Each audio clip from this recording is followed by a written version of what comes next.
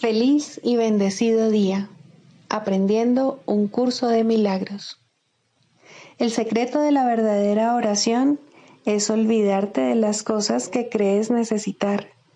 Pedir algo específico es igual que ver el pecado primero y luego perdonarlo. Del mismo modo, al orar pasas por alto tus necesidades específicas, tal como las ves, y las dejas en manos de Dios.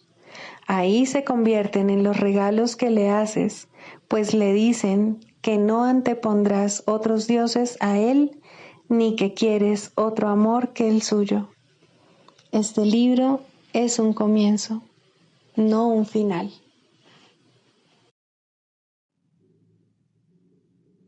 Del prefacio, que postula, párrafo 7.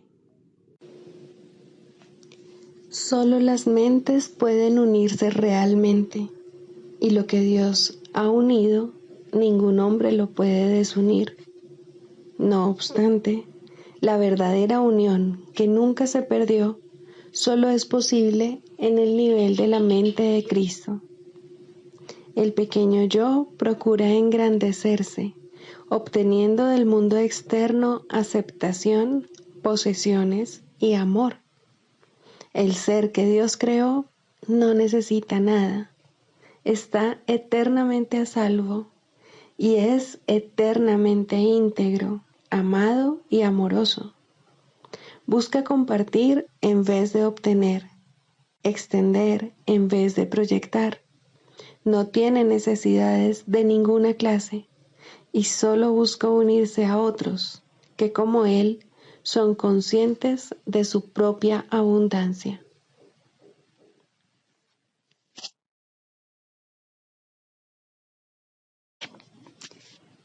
Introducción. Este es un curso de milagros. Es un curso obligatorio.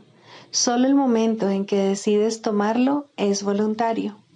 Tener libre albedrío no quiere decir que tú mismo puedas establecer el plan de estudios.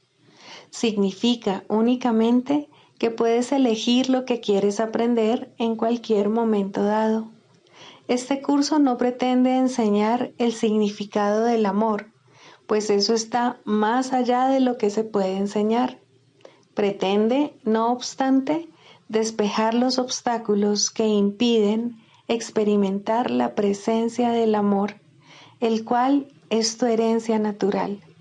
Lo opuesto al amor es el miedo, pero aquello que todo lo abarca no puede tener opuestos. Este curso puede, por lo tanto, resumirse muy simplemente de la siguiente manera. Nada real puede ser amenazado. Nada irreal existe. En esto radica la paz de Dios. Capítulo 1. El significado de los milagros. Primero, principios de los milagros. Principio 21. Los milagros son expresiones naturales de perdón. Por medio de los milagros aceptas el perdón de Dios al extendérselo a otros.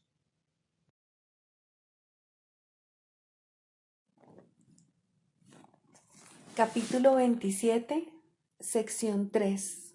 Más allá de todo símbolo.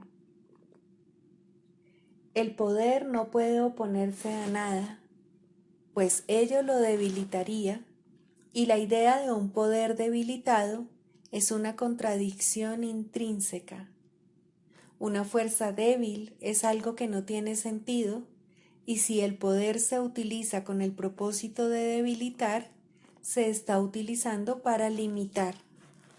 Por lo tanto, no puede sino ser limitado y débil, ya que ese es su propósito. Para ser lo que es, el poder no puede tener opuestos. Ninguna debilidad puede adentrarse en él sin convertirlo en algo que no es. Debilitar es limitar e imponer un opuesto que contradice al concepto que ataca, y ello añade al concepto algo que es ajeno a él y lo hace ininteligible. ¿Quién podría entender conceptos tan contradictorios como un poder débil o un amor odioso? Has decidido hacer de tu hermano el símbolo de un amor odioso, de un poder débil, pero sobre todo de una muerte viviente.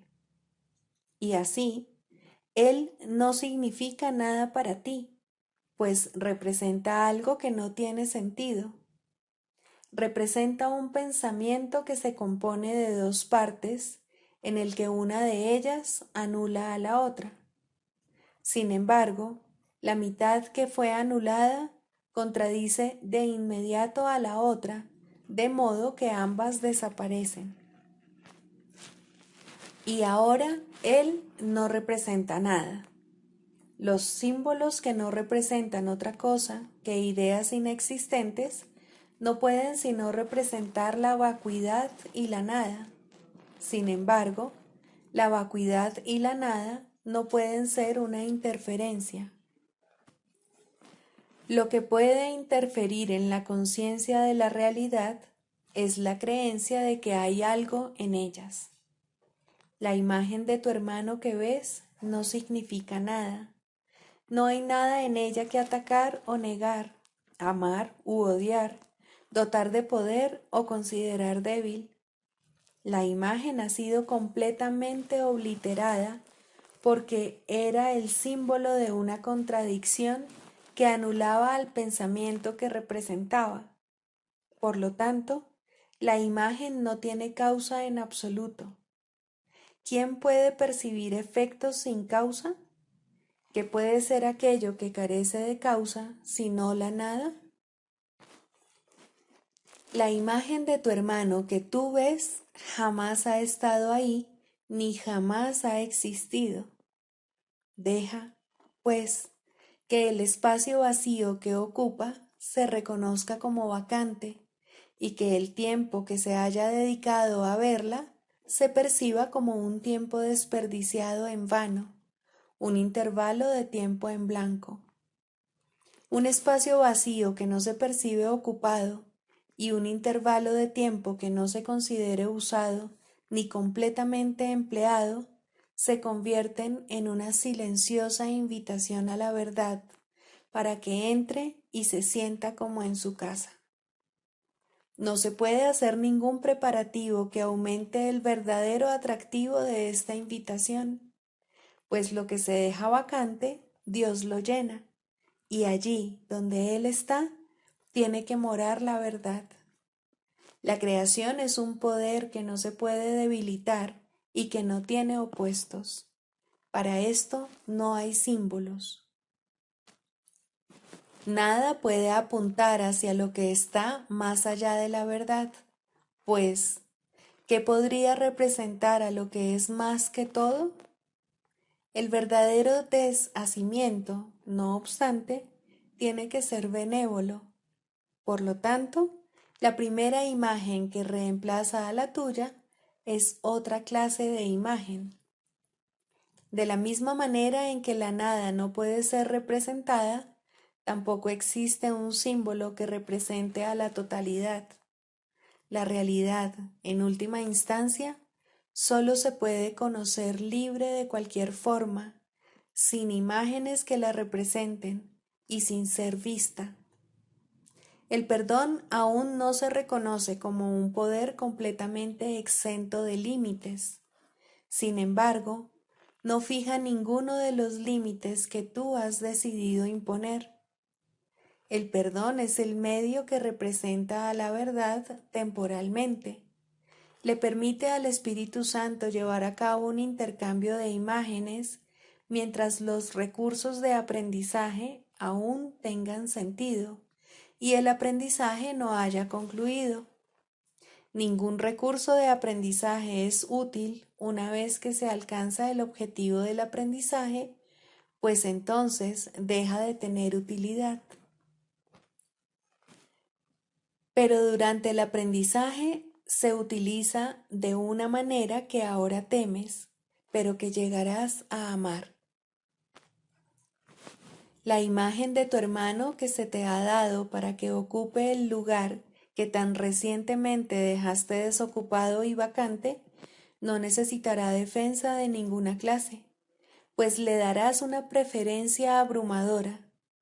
No te demorarás ni un instante en decidir que esa es la única imagen de él que quieres. No representa conceptos contradictorios y aunque no es más que la mitad de la imagen y está incompleta, en sí misma es homogénea. La otra mitad de lo que representa sigue siendo desconocida, pero no se ha anulado. Y de este modo, Dios queda en libertad para dar el paso final.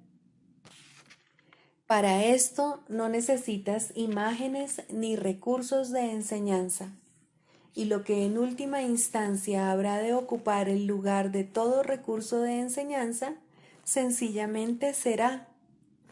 El perdón se desvanece y los símbolos caen en el olvido, y nada que los ojos jamás hayan visto o los oídos escuchado queda ahí para ser percibido. Un poder completamente ilimitado ha venido, no a destruir, sino a recibir lo suyo. Con respecto a tu función, no hay opciones entre las que elegir en ninguna parte. La opción que temes perder, nunca la tuviste. Sin embargo, eso es lo único que parece ser un obstáculo para el poder ilimitado y los pensamientos homogéneos, los cuales gozan de plenitud y felicidad y no tienen opuestos. No conoces la paz del poder que no se opone a nada. Sin embargo, ninguna otra clase de poder puede existir en absoluto. Dale la bienvenida al poder que yace más allá del perdón, del mundo de los símbolos y de las limitaciones. Él prefiere simplemente ser y, por lo tanto, simplemente es.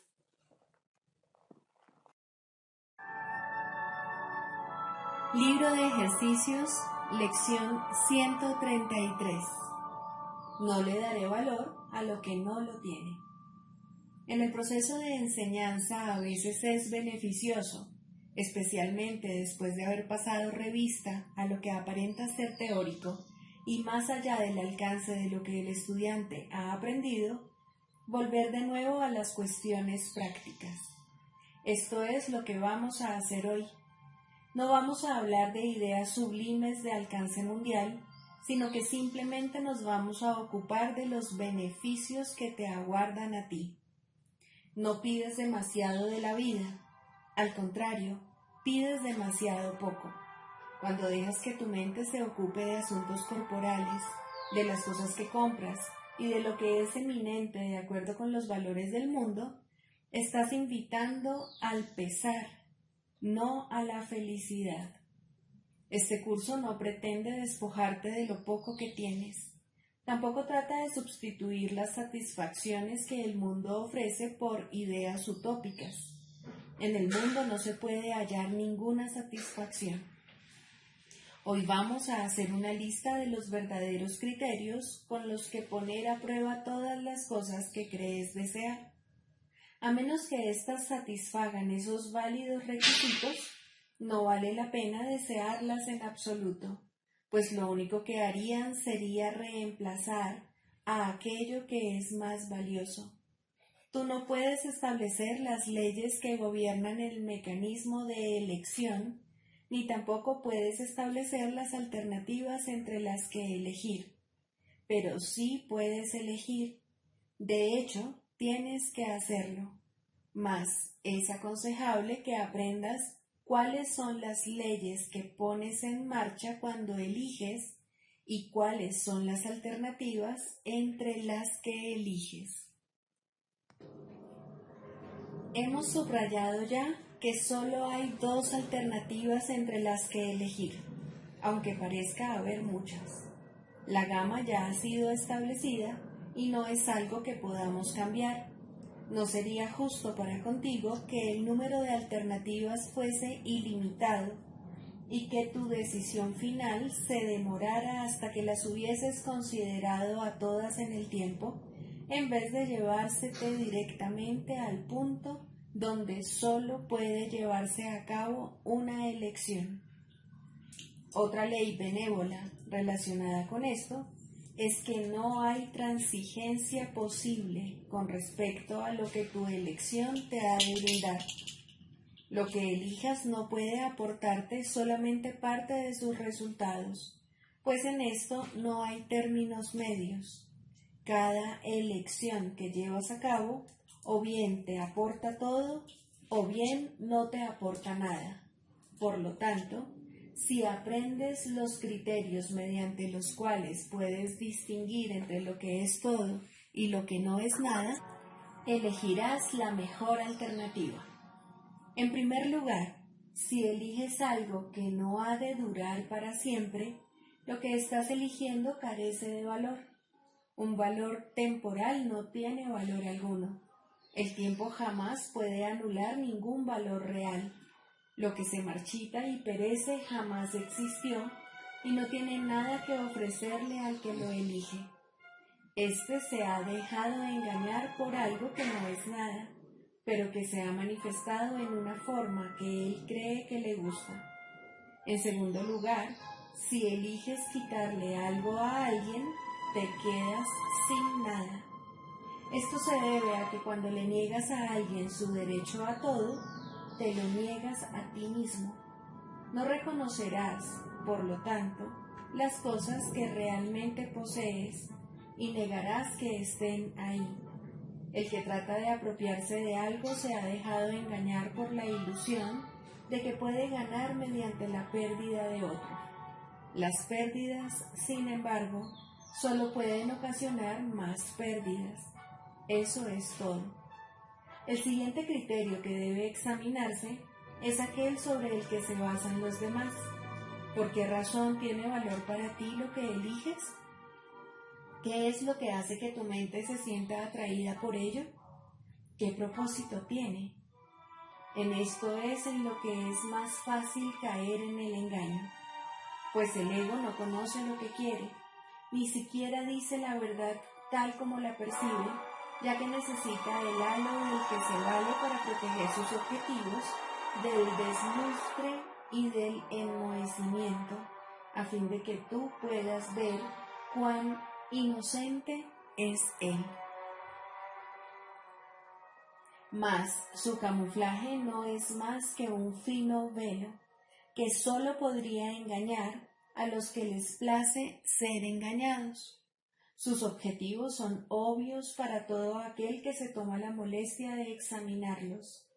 En esto el engaño es doble, pues el que se ha dejado engañar no solo se dará cuenta de que simplemente no ha ganado nada, sino que además creerá haber apoyado las metas secretas del ego.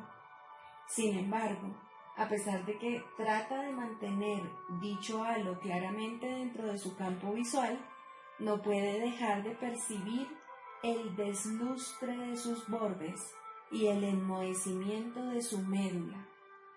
Sus inconsecuentes errores le parecen pecados porque ve el deslustre como si fuese el suyo propio y el enmohecimiento como un signo de su profunda bajeza. Todo aquel que todavía desea conservar las metas del ego y protegerlas como si fueran las suyas propias, no comete errores de acuerdo con los dictados de su guía. Este guía le enseña que lo que es un error es creer que los pecados son tan solo errores, pues, de ser así, ¿quién pagaría por sus pecados? Y con esto llegamos al criterio de elección más difícil de creer, porque, si bien es evidente, se halla oculto bajo muchas capas de oscuridad.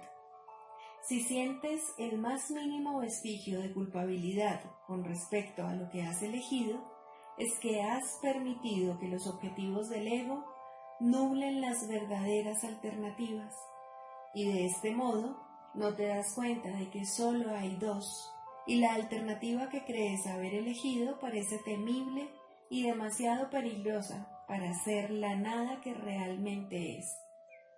Todas las cosas o bien son valiosas o bien no tienen ningún valor, o bien son dignas de que se las procure o bien indignas de ello. Son también completamente deseables o bien no merecen que se lleve a cabo el más mínimo esfuerzo por conseguirlas. Esto es lo que hace que elegir sea fácil.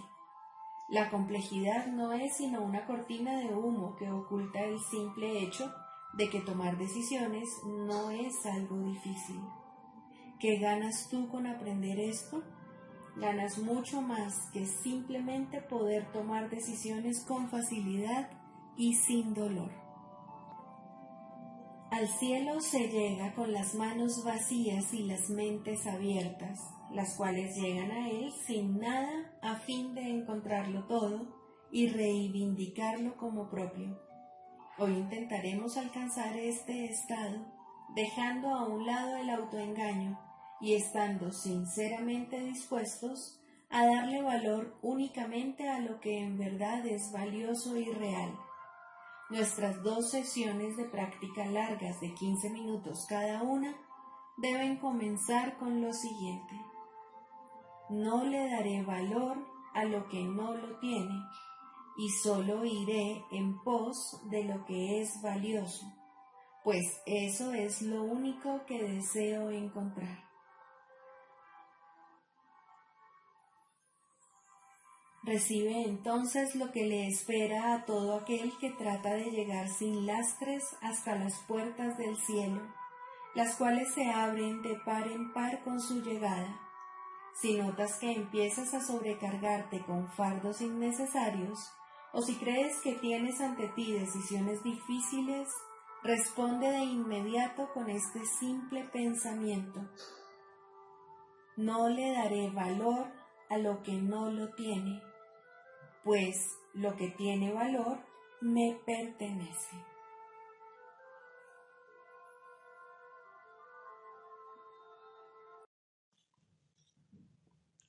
Del Manual para el Maestro, pregunta 4. ¿Cuáles son las características de los maestros de Dios? 3. Tolerancia. Los maestros de Dios no juzgan. Juzgar es ser deshonesto, pues es asumir un papel que no te corresponde. Es imposible juzgar sin engañarse uno a sí mismo. Juzgar implica que te has engañado con respecto a tus hermanos. ¿Cómo entonces no te ibas a haber engañado con respecto a ti mismo? Juzgar implica falta de confianza, y la confianza sigue siendo la piedra angular de todo el sistema del pensamiento del Maestro de Dios. Si la pierde, todo su aprendizaje se malogra. Sin juicios, todas las cosas son igualmente aceptables, pues en tal caso, ¿quién podría juzgarlas? Sin juicios, todos los hombres son hermanos, pues en ese caso, ¿quién se encontraría aparte? Juzgar destruye la honestidad y quebranta la confianza. El Maestro de Dios no puede juzgar y al mismo tiempo espera aprender.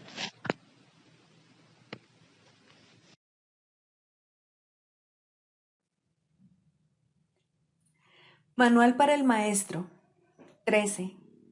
¿Cuál es el verdadero significado del sacrificio? Aunque en la realidad el término sacrificio no tiene absolutamente ningún significado, en el mundo sí que lo tiene.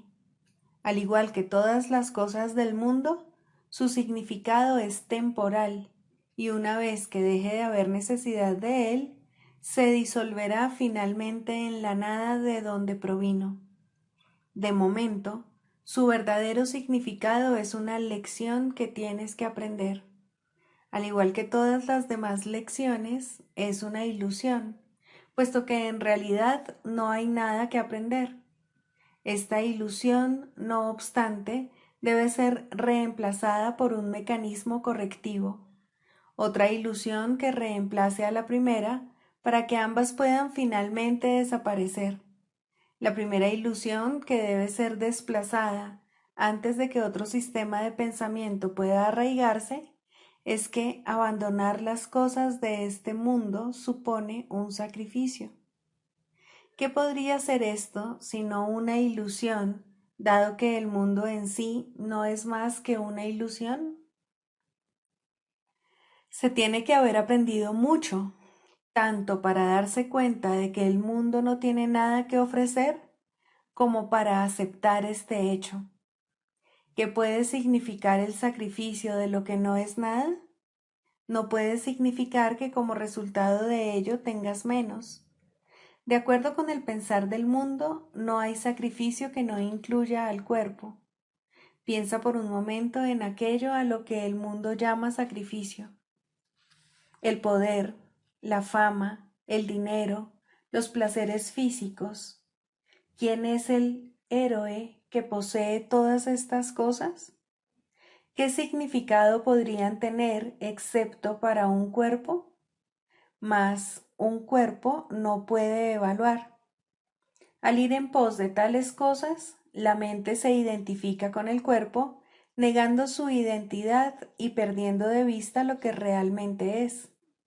Una vez que se ha producido esta confusión, a la mente le resulta imposible entender que todos los placeres del mundo no son nada, pero el sacrificio que estos conllevan, eso sí que es un sacrificio, pues ahora la mente se ha condenado a sí misma a buscar sin la posibilidad de hallar nada, a estar insatisfecha y descontenta para siempre y a no saber lo que realmente quiere hallar.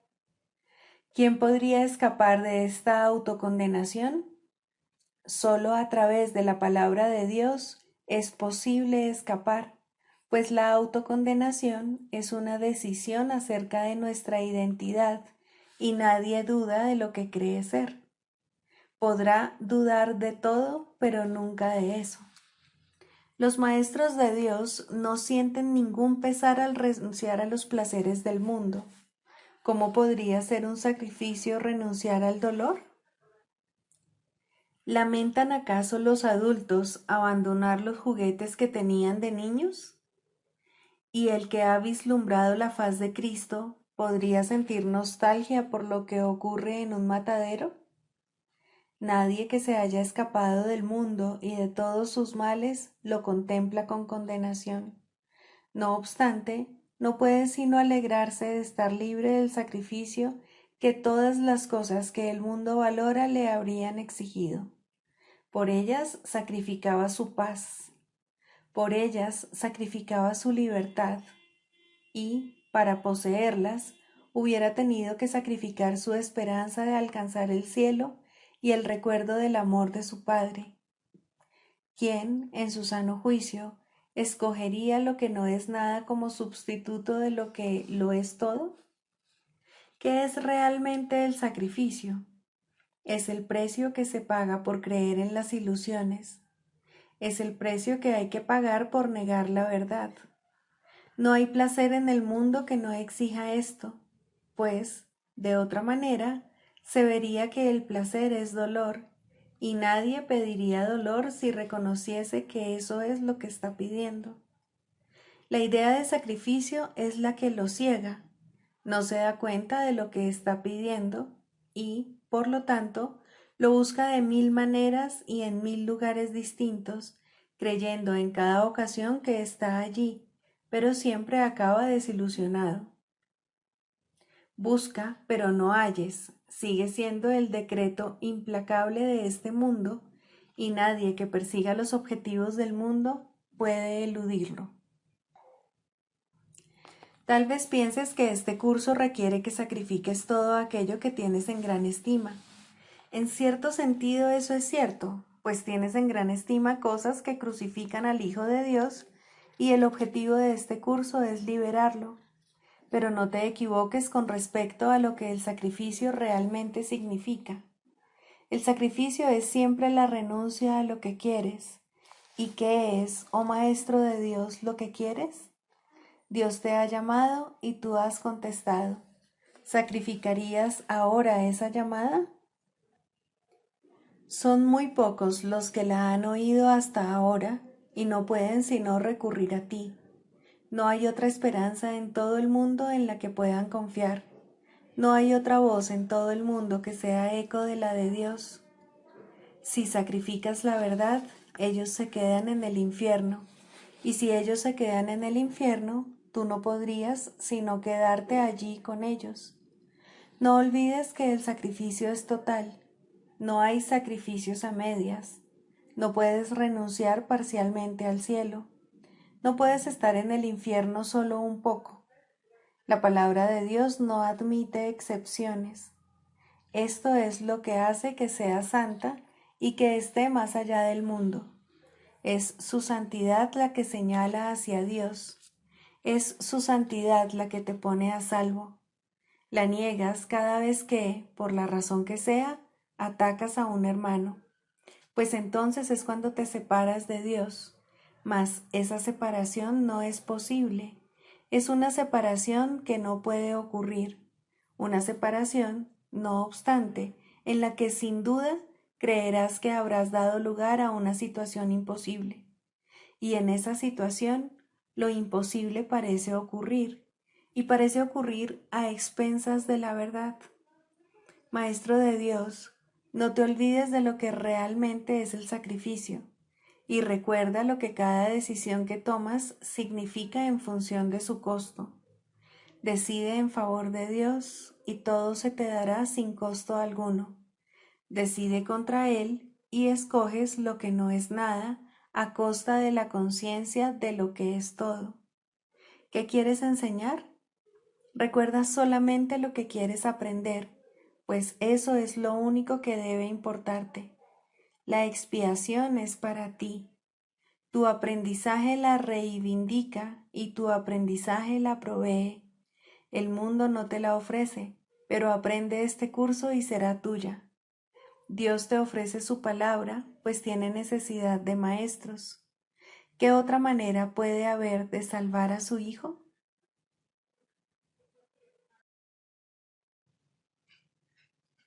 Clarificación de términos. El perdón, la faz de Cristo. El perdón es el medio que nos lleva a Dios y que nos permite alcanzarle, mas es algo ajeno a Él. Es imposible concebir que algo creado por Él pueda necesitar perdón. El perdón, entonces, es una ilusión, pero debido a su propósito, que es el del Espíritu Santo, hay algo en ella que hace que sea diferente. A diferencia de las demás ilusiones, nos aleja del error en vez de acercarnos a él. Al perdón podría considerársele una clase de ficción feliz, una manera en la que los que no saben pueden salvar la brecha entre su percepción y la verdad. No pueden pasar directamente de la percepción al conocimiento, porque no creen que esa sea su voluntad. Esto hace que Dios parezca ser un enemigo en lugar de lo que realmente es, y es precisamente esta percepción de mente la que hace que no estén dispuestos a simplemente ascender y retornar a Él en paz. Y de este modo necesitan una ilusión de ayuda, porque se encuentran desvalidos, un pensamiento de paz porque están en conflicto. Dios sabe lo que su Hijo necesita antes de que Él se lo pida. Dios no se ocupa en absoluto de la forma, pero al haber otorgado el contenido, su voluntad es que se comprenda, y eso basta. Las formas se adaptan a las necesidades, pero el contenido es inmutable, tan eterno como su creador. Antes de que el recuerdo de Dios pueda retornar, es necesario ver la faz de Cristo. La razón es obvia. Para ver la faz de Cristo se requiere percepción. El conocimiento no es algo que se pueda ver, pero la faz de Cristo es el gran símbolo del perdón, es la salvación, es el símbolo del mundo real. El que la ve deja de ver el mundo.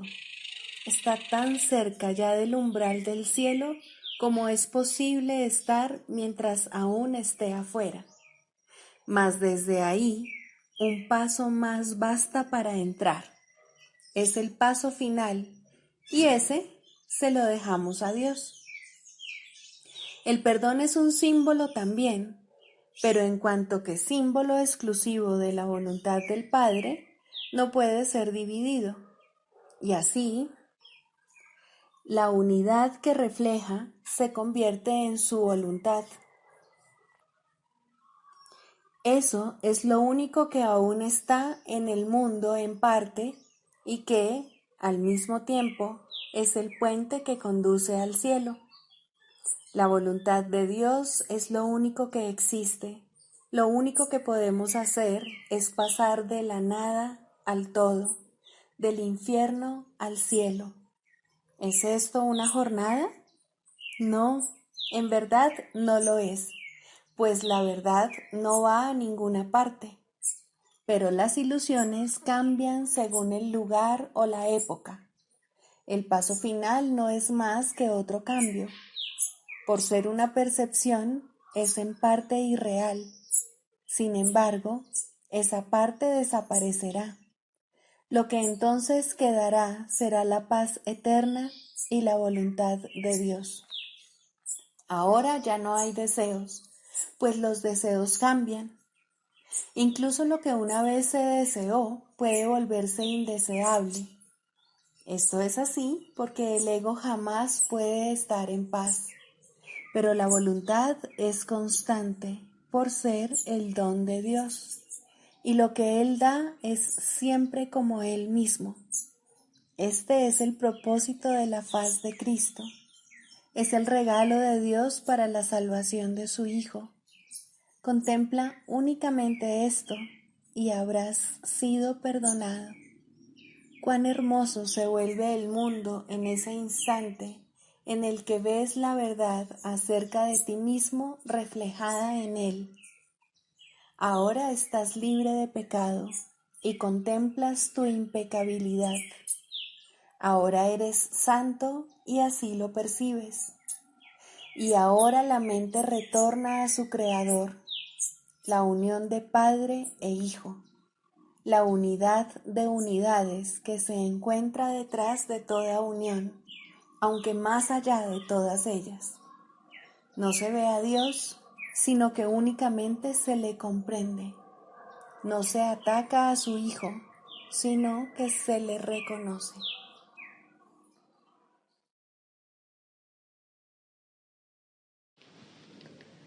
El proceso de la psicoterapia. Cuarto, el proceso de la enfermedad.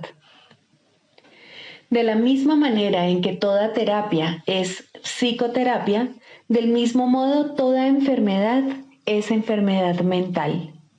Es un juicio acerca del Hijo de Dios, y todo juicio es una actividad mental. Un juicio es una decisión que se toma una y otra vez contra la creación y su creador. Es la decisión de percibir el universo como tú lo has creado.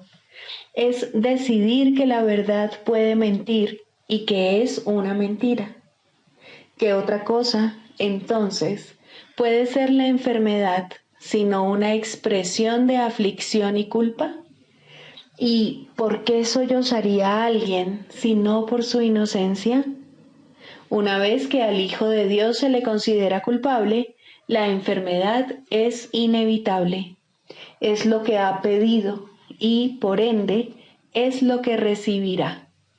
Todos los que piden enfermedad se han condenado a sí mismos a buscar remedios que no los pueden ayudar, pues han depositado su fe en la enfermedad y no en la salvación. No hay nada que un cambio de mentalidad no pueda hacer, pues todas las cosas externas no son sino sombras de una decisión ya tomada.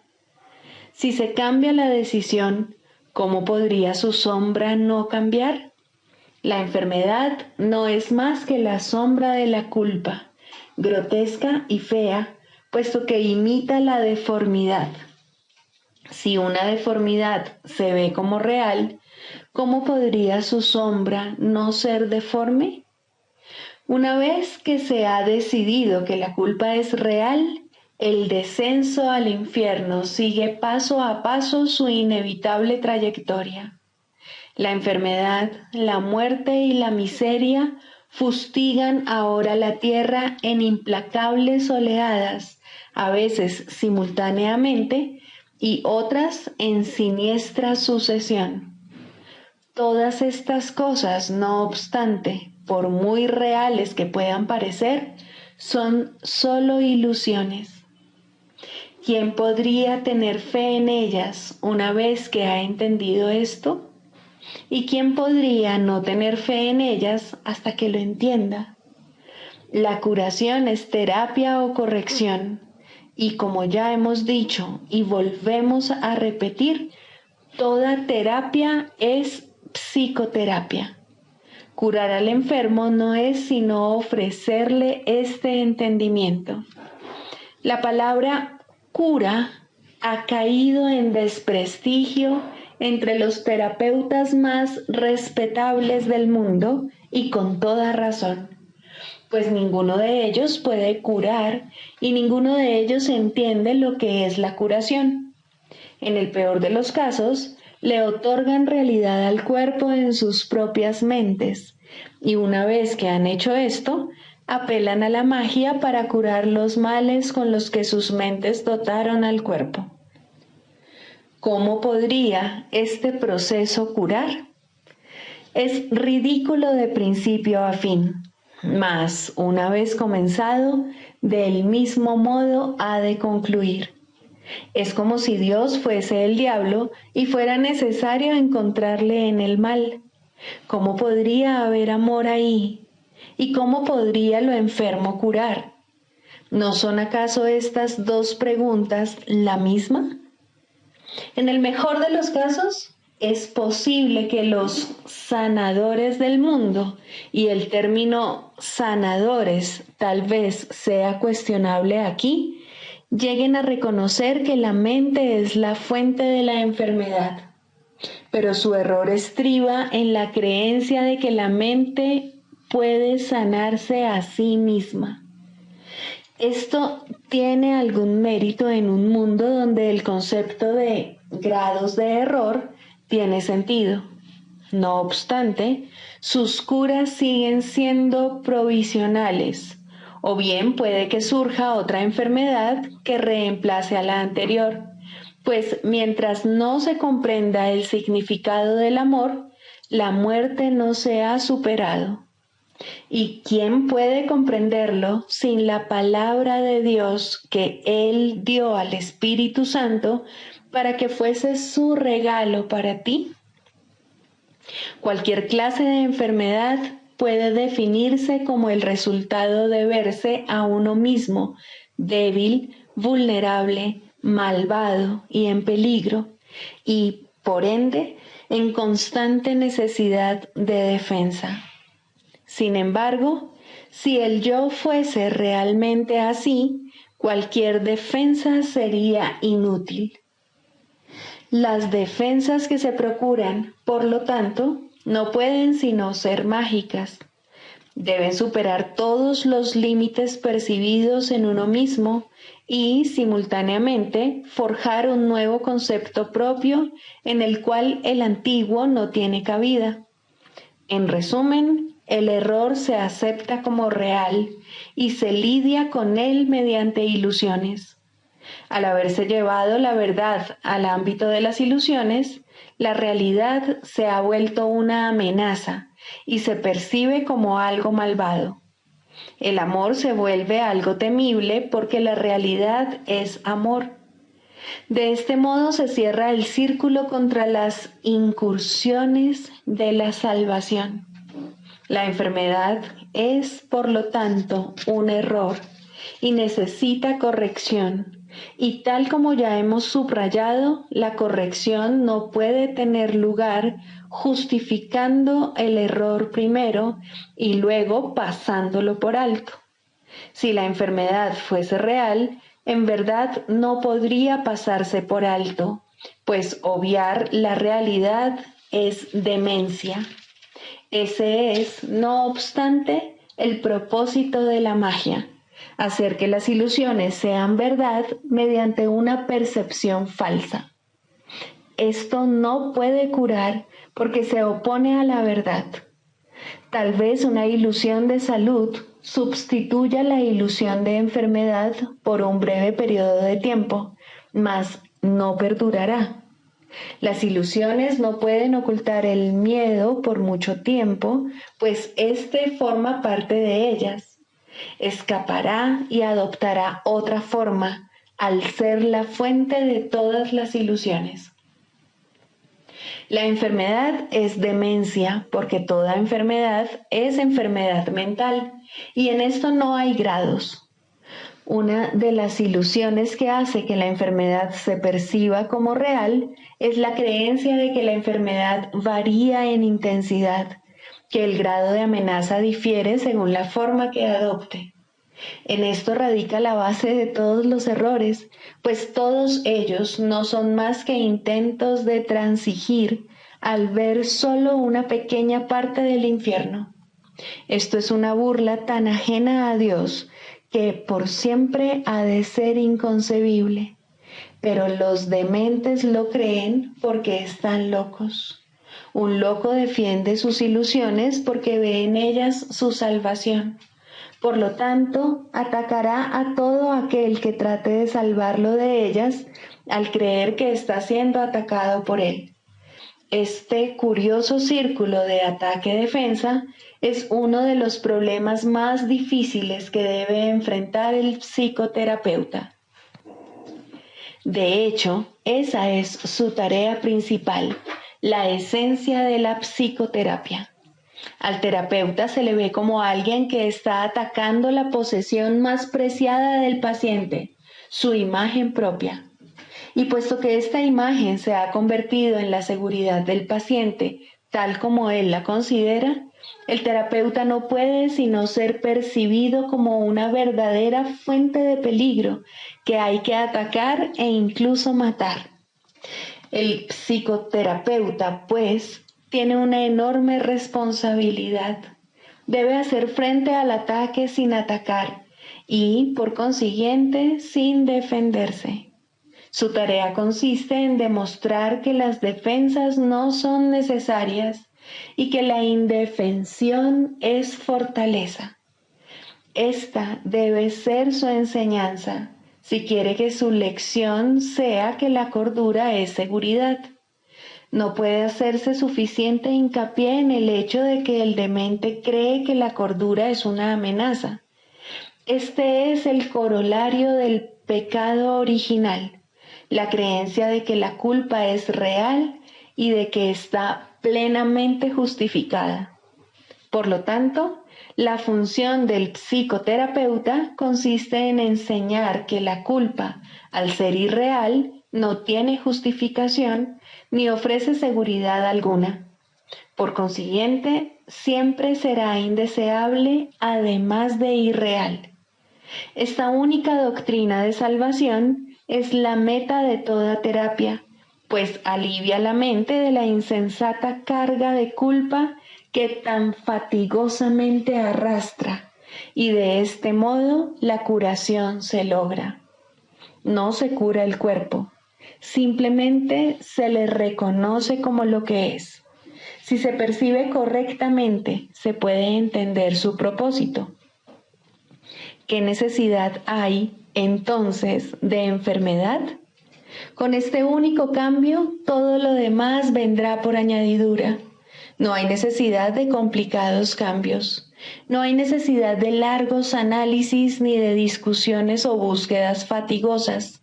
La verdad es simple al ser una y la misma para todos. El canto de la oración, el perdón. Segundo, el perdón para destruir. El perdón para destruir adopta muchas formas al ser un arma del mundo de las formas. No todas son obvias y algunas se ocultan cuidadosamente bajo lo que aparenta ser caridad, pero todas las formas que parece adoptar tienen una sola meta: separar y hacer que lo que Dios creó igual sea diferente. La diferencia resulta evidente en algunos casos, en los que la comparación intencionada no puede dejar de notarse, ni es su propósito realmente que se note. En este grupo se encuentra, en primer lugar, el caso en el que una persona mejor se digna rebajarse para salvar a un inferior de lo que en realidad ésta es. En este caso, el perdón aquí se basa en una actitud de amable altivez, tan lejana del amor que la arrogancia jamás podría desalojarse. ¿Quién puede perdonar y despreciar al mismo tiempo? ¿Y quién puede acusar a otro de estar inmerso en el pecado y al mismo tiempo percibirlo como el Hijo de Dios? ¿Quién puede enseñar lo que es la libertad esclavizando? En eso no hay unión, solo aflicción. Eso no es realmente misericordia, eso es la muerte. Hay otro caso de perdón para destruir, muy parecido al anterior, si se entiende correctamente, en el que la arrogancia no se manifiesta de forma tan arrogante. Aquí el que perdona a otro no proclama ser mejor. En lugar de ello dice que aquí hay alguien cuya pecaminosidad él comparte, y dado que ambos han sido indignos, merecen la retribución de la ira de Dios. Este pensamiento puede parecer humilde e incluso inducir a una rivalidad con respecto a quién es más pecador o más culpable. Esto no es amor por la creación de Dios, ni por la santidad que es su regalo eterno. ¿Puede acaso su Hijo condenarse a sí mismo y aún así acordarse de él? Aquí la meta es apartar de Dios al Hijo que él ama y mantenerlo separado de su fuente. Esta es también la meta de aquellos que buscan ser mártires a manos de otro. El objetivo detrás de esto tiene que verse claramente, pues puede pasar por mansedumbre y caridad en vez de crueldad. ¿No es acaso muestra de misericordia aceptar el rencor de otro y no responder sino con silencio y con una dulce sonrisa? Fíjate qué bueno eres, que soportas con paciencia y santidad la ira y el daño que otro te inflige sin mostrar el amargo dolor que sientes. El perdón para destruir con frecuencia se oculta tras un manto así. Muestra el rostro del sufrimiento y del dolor como prueba silenciosa de la culpa y de los estragos del pecado. Tal es el testimonio que le ofrece a uno que podría ser su salvador y no su enemigo. Pero al habérsele convertido en enemigo, tiene que aceptar la culpa y el duro reproche que de este modo se ha descargado sobre él. ¿Es esto amor? ¿O se trata más bien de una traición hacia uno que necesita que le salven del dolor de la culpa? ¿Qué otro propósito podría tener esto, sino mantener a los testigos de la culpa alejados del amor? El perdón para destruir puede manifestarse también en forma de regateos y tratos. Te perdono si satisfaces mis necesidades, pues en tu esclavitud está mi liberación. Dile esto a cualquiera y te vuelves un esclavo, y tratarás de deshacerte de la culpa mediante más regateos que no ofrecen esperanza alguna, sino más dolor y más miseria. Cuán temible se ha vuelto ahora el perdón y cuán distorsionado es el fin que persigue. ten piedad de ti mismo, tú que de este modo regateas. Dios solo da y no pide recompensa alguna. No hay otra manera de dar excepto como Él da. Todo lo demás es una parodia, pues ¿quién intentaría hacer un trato lucrativo con el Hijo de Dios y al mismo tiempo dar gracias a su Padre por su santidad? ¿Qué le mostrarías a tu hermano? ¿Intentarías reforzar su culpa y con ello la tuya? El perdón es el medio por el que puedes escapar. Qué lástima convertirlo en un medio para una mayor esclavitud y dolor. En el mundo de los opuestos hay una manera de utilizar el perdón para la meta de Dios y encontrar la paz que Él te ofrece. No aceptes nada más o habrás buscado la muerte y orado por separarte de tu ser. Cristo es para todos porque está en todos. Es su faz lo que el perdón te permite ver. Es su faz en la que ves la tuya. Todas las formas que el perdón adopte, que no te aparten de la ira, de la condena y de comparaciones de cualquier clase, son la muerte, pues es eso lo que sus propósitos han establecido. No te dejes engañar por ellas, sino abandónalas y deja a un lado sus despreciables y trágicas ofrendas. No quieres seguir en la esclavitud, no quieres tenerle miedo a Dios. Quieres ver la luz del sol y el resplandor del cielo refulgir sobre la faz de la tierra, redimida del pecado y en el amor de Dios. En este punto la oración es liberada junto contigo. Tus alas han quedado libres y la oración te elevará y te conducirá a tu hogar, donde Dios quiere que estés. Sigamos a Jesús haciendo del perdón algo tan natural como respirar y algo tan vital como el aire. Amén.